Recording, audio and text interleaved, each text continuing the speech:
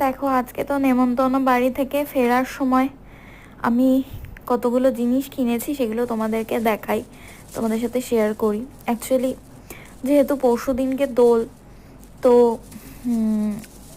তারপরের দিনকে হোলি।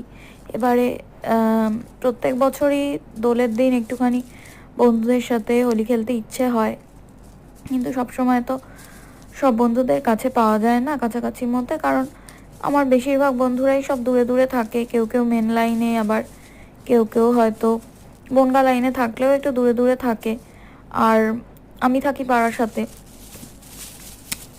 তো যাই হোক, দেখো, কালকে আমার এক দাদার বাড়ি যাবো বলে দাদার জন্য কিছু গিফটস, চকলেট আর হচ্ছে কিছু আবির কিনেছি।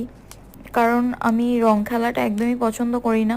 অ্যাকচুয়ালি আমার রং খেললে স্কিনে প্রচণ্ড ইরিটেশন হয়, আর দ্বিতীয় কথা হচ্ছে স্কিনে র্যাশেস বেরিয়ে যায়। তো সেই কারণে আমি রং খেলতে একদমই পছন্দ করি না, আবির খেলাটাই বেশি প্রেফার করি।